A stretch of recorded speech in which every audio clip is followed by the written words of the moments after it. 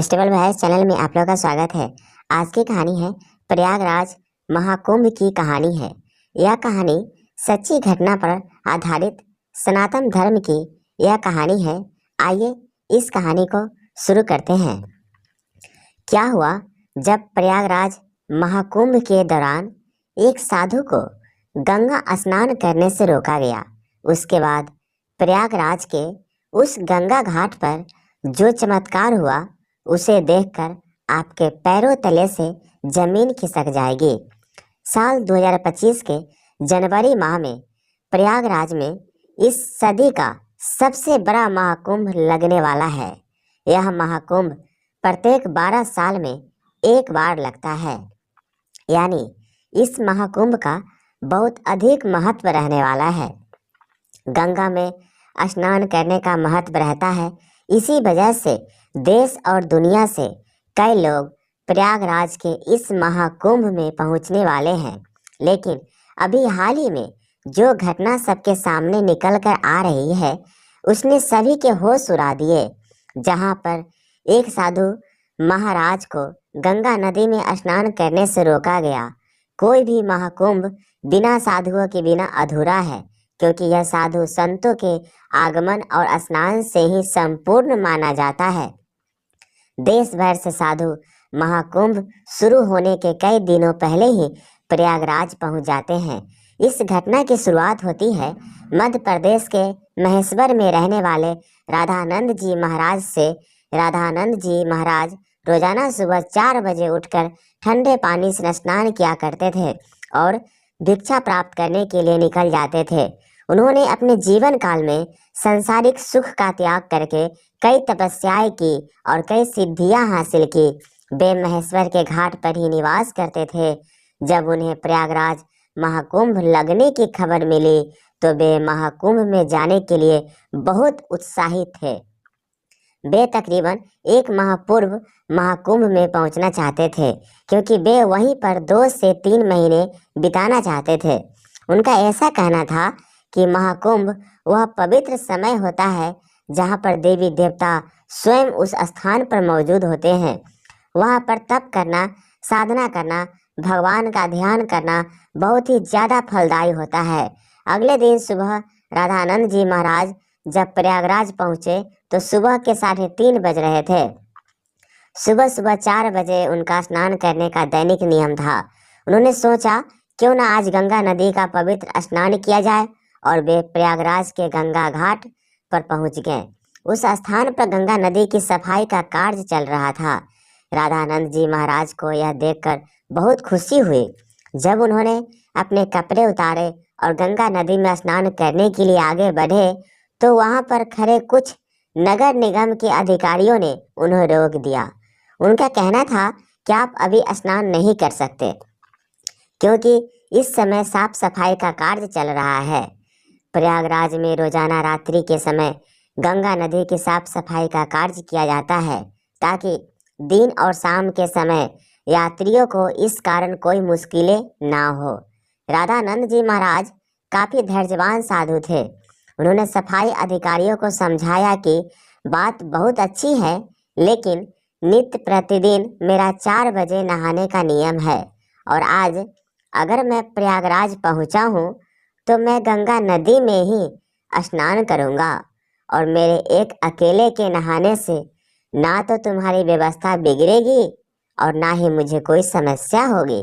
लेकिन यह अधिकारी अचानक से गुस्सा हो गया और उन साधु महाराज से कहने लगा कि आपको इसी के शक्ति है कि तुम सुबह 4 बजे इतने ठंडे पानी से स्नान कर लोगे। व्यर्थ की बातें बनाना छोड़ दो और यहाँ से चले जाओ। अभी तक तो राधानंद जी महाराज बहुत विनम्र थे, काफी धैर्यवान थे, लेकिन उस अधिकारी के अपशब्दों को सुन करके अचानक उन्हें बहुत बुरा लगा। उनका ऐसा मानना था कि गंगा नदी पर किसी का अधिकार नहीं है। यह तो साक्षात भगवान शंकर की जटाओं से निकलती है, जिसके अंदर सभी को अपने पाप धोने का अधिकार है, और उसके लिए कोई निश्चित समय नहीं हो सकता। लेकिन उस समय राधानंद जी महाराज ने उस अधिकारी को कुछ नहीं कहा और सामने गंगा घाट पर ध्यान अवस्था में बैठ गए। सबको लग रहा था कि वे साधु महाराज मान गए हैं और पीछे हट गए हैं। अब जब पुनः गंगा नदी के अंदर साफ सफाई की मशीनों को शुरू किया गया तो अचानक से एक बहुत बड़ी घटना घट गई। वे सभी मशीनें शुरू होने का नाम ही नहीं ले रही थी। ऐसा लग रहा था मानो वह जाम हो गई हो या मशीन के अंदर बहुत सारा कचरा फंस गया हो। अधिकारियों ने मशीन को देखा परखा और उसके अंदर का सारा कचरा बाहर निकाल दिया। सबको उम्मीद थी कि अब मशीनें कार्य करने लगेगी, लेकिन फिर जब मशीन शुरू की गई तो कोई भी मशीन चालू होने को तैयार ही नहीं थी। सभी अधिकारी बहुत हैरान थे, किसी की भी समझ नहीं आ रहा था। लेकिन जब मशीन चालू नहीं हुई तो कई मैकेनिकल इंजीनियरों को टीम को मशीन देखने के लिए बुलाया गया। उन सभी मैकेनिकों ने मशीनों को अच्छी तरह से झांका परखा और यही पाया कि मशीन तो एकदम सही है, लेकिन इसके चालू ना होने का कारण किसी को समझ नहीं आ रहा था। राधानंद जी महाराज अभी भी उसी घाट पर ध्यान अवस्था में बैठे हुए थे। गंगा नदी का साफ सफाई का कार्य उस दिन रुका हुआ था। सभी लोग बहुत हैरान थे। उस समय जो मैकेनिकल इंजीनियर वहां पर मशीन सही करने आया था, उसने जब रामानंद जी महाराज को देखा तो उसकी आंखें खुली के खुली रह गई। वह राधानंद जी महाराज के चरणों में गिर गया और बाबा उसे आशीर्वाद देने लगे। फिर वह सभी अधिकारियों को बताने लगा कि यह महेश्वर के सिद्ध महाराज है। बचपन के समय पर एक बार जब मुझे सांप ने काट लिया था तो इन्होंने ही अपने चमत्कार से मेरी जान बचाई थी। तब उस अधिकारी को अपनी गलती का एहसास हुआ।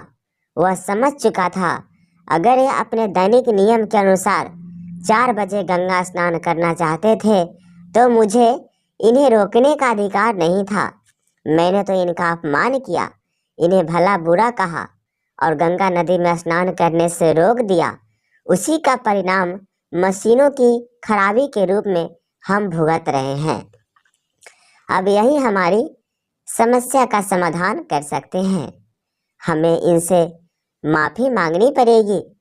सभी अधिकारी मिलकर राधानंद जी महाराज के पास गए, उनके चरणों में बैठ गए और हाथ जोड़कर कहा कि हमें इस बात का अंदाजा नहीं था कि आप एक दिव्य संत है।